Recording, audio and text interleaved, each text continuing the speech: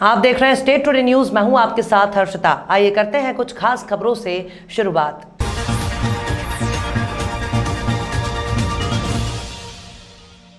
महाकाल मंदिर के नाम से लोगों के साथ ठगी की वारदात करने वाले शातिर बदमाश को पुलिस ने हिरासत में ले लिया है। बदमाश ने इलेक्ट्रॉनिक कारोबारी को 1 लाख की चपत लगा दी थी। पूछताछ कर अन्य लोगों के साथ किए गए प्रयास का पता लगाया जा रहा है। आज दोपहर में खुलासे के बाद बदमाश को न्यायालय में पेश कर रिमांड पर लिया जाएगा।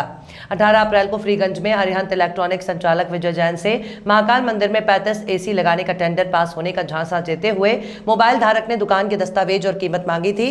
व्हाट्सएप पर डिटेल भेजने के बाद कॉल धारक ने QR कोड भेजकर 2% मार्जिन मनी जमा करने के लिए कहा और शाम तक खाते में पैसा आने की बात कही। इलेक्ट्रॉनिक कारोबारी ने मोबाइल धारक की बातों में आकर QR कोड को स्कैन करने के बाद ऑनलाइन 98,000 ट्रांसफर कर दिए। कुछ देर बाद कॉल करने वाले को मोबाइल बंद हो गया। अपने साथ हुई धोखाधड़ी की शिकायती आवेदन देकर विजय जैन ने माधव नगर थाने पर शिकायत दर्ज कराई है। पुलिस ने जांच के बाद 3 दिन पहले कॉल धारक के खिलाफ धोखाधड़ी का प्रकरण दर्ज कर लिया है। ये व्यक्ति सेठी नगर से इसको हमने बालाजी मंदिर से पकड़ा है। सेठी नगर का रहने वाला था ये व्यक्ति।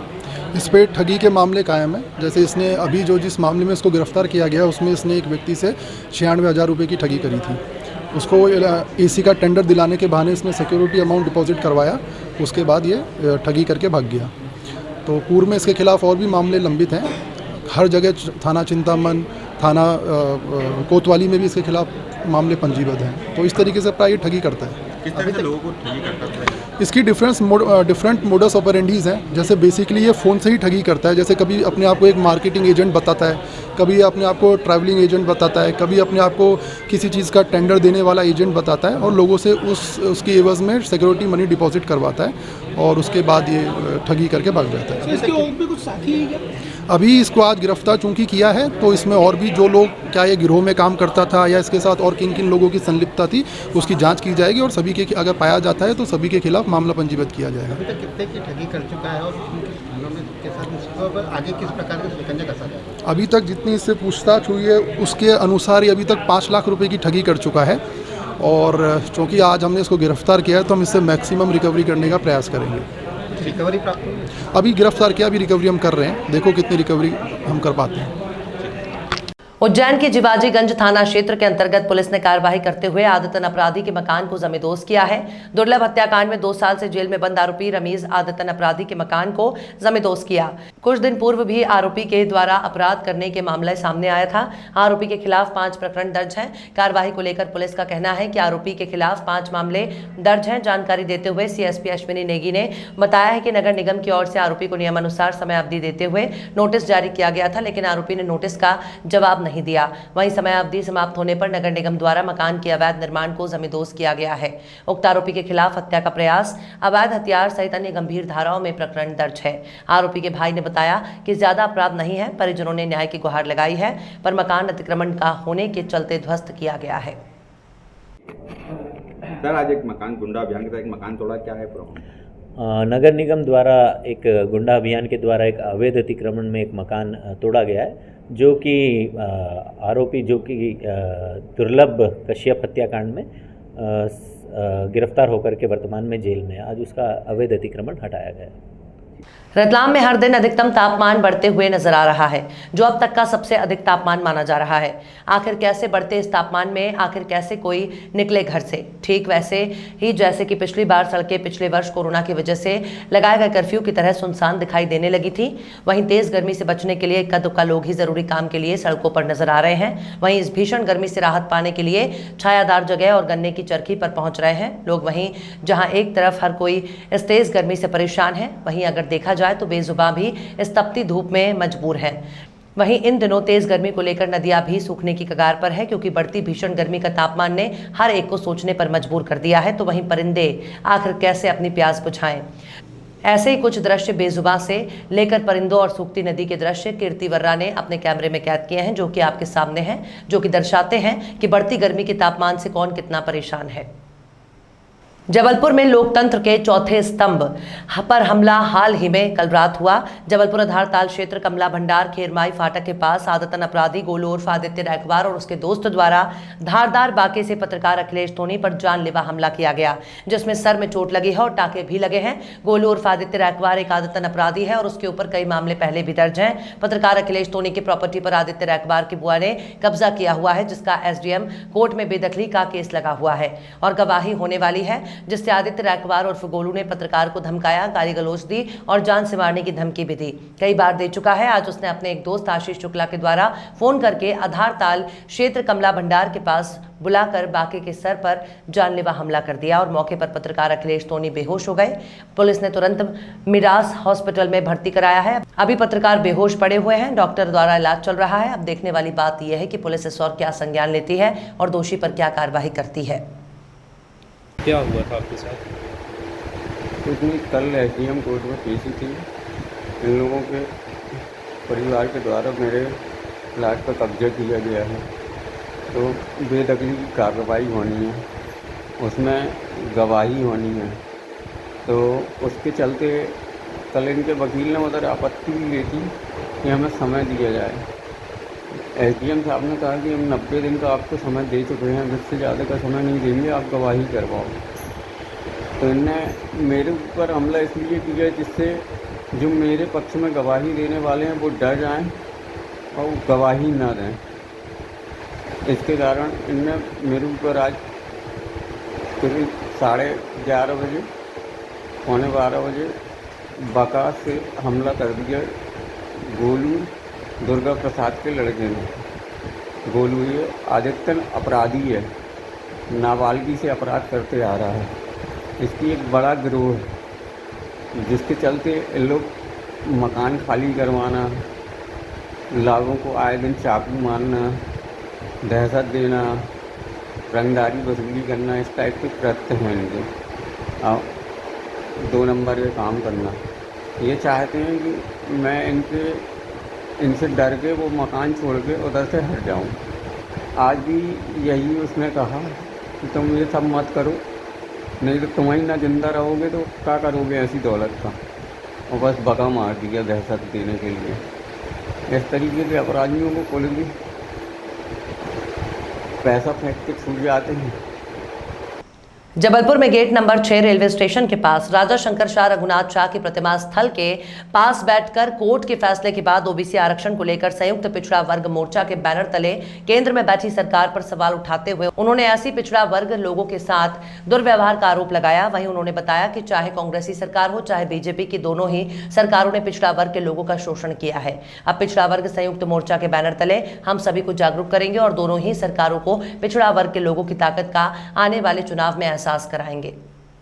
बना रहे संयुक्त पिछड़ा वर्ग मोर्चा जबलपुर जो है जाति जनगणना जिस हिसाब से हिंदुस्तान में 1931 के बाद नहीं हुई। गुलाम देश में जाति जनगणना हुई थी, आज़ाद देश में जाति जनगणना नहीं। संयुक्त पिछड़ा वर्ग मोर्चा जबलपुर मांग करता है भारत के प्रधानमंत्री से, मध्य प्रदेश के मुख्यमंत्री से और जो जिम्मेदार लोग हैं उनसे कि देश में 100% आरक्षण लागू कर दिया जाए। जिन वर्गों की, जाति वर्गों की जितनी जनसंख्या है उनको उतना हिस्सेदारी दी जाए, चाहे वो शिक्षा का क्षेत्र हो, चाहे रोजगार का क्षेत्र हो, चाहे राजनीति का क्षेत्र हो। पूरा 100% आरक्षण लागू करो आप। और अगर मान लो ब्राह्मणों की संख्या 25% है तो उनको 25% आरक्षण दे दो। पिछड़े वर्ग की जनसंख्या मान लो 60% है तो 60% दे दो। महिला आरक्षण भी लागू करो, पूरा आरक्षण लागू करो। आज जो आज़ाद देश में है उसको सरकारें गुलाम बनाए हुए हैं और पिछड़े वर्ग के लोग आज भी आज़ादी का जो मतलब है उन तक नहीं पहुंचा है। वो आज भी रोजगार के क्षेत्र में हो, शिक्षा के क्षेत्र में हो, राजनीति के क्षेत्र में हो, कहीं उनकी उपस्थिति नहीं है। उनका हर जगह शोषण हो रहा है। तो हम ये मांग करते हैं जबलपुर संयुक्त पिछड़ा वर्ग मोर्चा की तरफ से कि पूरा 100% आरक्षण लागू हो और जिस जात की जितनी जनसंख्या हो उसको उतना हकदारी हर क्षेत्र में दी जाए। राम रतन यादव। सभी बुद्धिजीवी लोगों ने 2 दिन पहले सुप्रीम कोर्ट का फैसला जो अखबार में कल छपा है हम जबलपुर संस्कार थाने के लोग, ख़ास तौर से पिछड़े वर्ग के जो शुभचिंतक हैं, जितनी हम लोगों की हैसियत है, क्षमता है, जितने लोग यहाँ पर बैठे हैं जो यहाँ पर नहीं आए हैं किसी कारण से, परंतु जब भी कभी कोई ओबीसी के हक अधिकार की बात आई है तो उन लोगों ने अपना फ़र्ज़ निभाने का काम किया है, और वही एक फ़र्ज़ का हिस्सा आज अभी है।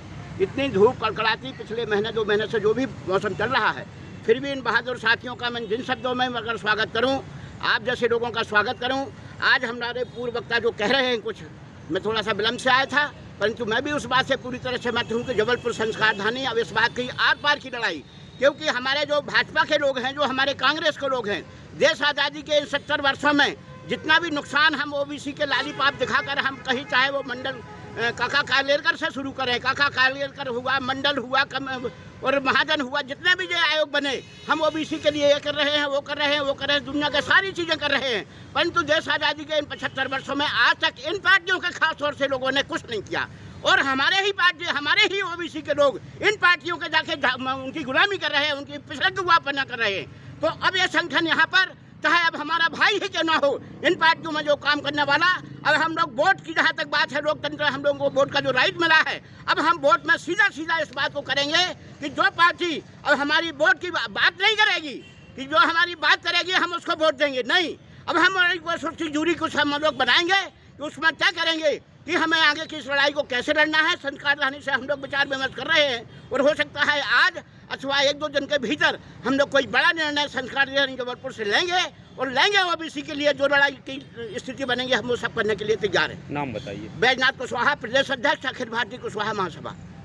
लोक स्वास्थ्य और परिवार कल्याण मंत्री और जिले के प्रभारी मंत्री डॉक्टर प्रभुराम चौधरी और आष्टा विधायक रघुनाथ सिंह मालवीय ने आष्टा अस्पताल में निर्मित ऑक्सीजन प्लांट का लोकार्पण किया है। इस प्लांट के चालू हो जाने से शिशु वार्ड और प्रसूति वार्ड के 40 बिस्तरों को ऑक्सीजन की उपलब्धता सुनिश्चित हो जाएगी। ये ऑक्सीजन प्लांट यूनिसेफ के सहयोग से लगाया गया है और इसकी क्षमता 150 LMP है। ऑक्सीजन प्लांट के लोकार्पण अवसर पर आयोजित कार्यक्रम में लोक स्वास्थ्य और परिवार कल्याण मंत्री और जिले के प्रभारी मंत्री डॉक्टर प्रभुराम चौधरी ने कहा कि मुख्यमंत्री शिवराज सिंह चौहान के नेतृत्व में प्रदेश में स्वास्थ्य सुविधाएं बढ़ाने के लिए सरकार द्वारा निरंतर काम किया जा रहा है। उन्होंने कहा कि हमारी कोशिश है कि जहां प्राथमिक और सामुदायिक स्वास्थ्य केंद्र की आवश्यकता है वहां बनाने का काम किया जाएगा और सरकारी अस्पतालों की सेवाओं को बेहतर किया जा रहा है ताकि सरकारी अस्पताल में आने वाले सभी मरीजों को अच्छी स्वास्थ्य सेवाएं मिल सके। उन्होंने कहा कि हमने ग्रामीण क्षेत्रों में CHO नियुक्त किए हैं और इन्हें जिला अस्पताल से जोड़ा गया है। पोस्टिंग की है, वहां से उनको स्पेशलिस्ट, चाहे कलकत्ता में बैठा हो चाहे जयपुर में बैठा हो, वहां स्पेशलिस्टों से मेडिसिन के हों या गायनी के हों, पीडियाट्रिशियन हो, इन लोगों को जोड़कर काम कर रहे हैं, जिससे कि मध्य प्रदेश में जो स्वास्थ्य की सेवाएं हैं सिर्फ शहरों में नहीं, ग्रामीण लेवल पर उनको पूरी तरह से उपलब्ध हो, उनको जांचें हो सकें। उनका जो NCD है, नॉन कम्युनिकेबल डिसीज है, उसके लिए भी जो CHO हम लोगों ने पोस्ट की है, वो पूरे ग्रामीण अंचल पर भी स्क्रीनिंग उनको करेंगे। हम लोगों ने संजीवनी के माध्यम से भी डिस्ट्रिक्ट से उनको जोड़ा है, टेलीमेडिसिन के माध्यम से विशेषज्ञों से जोड़ा है।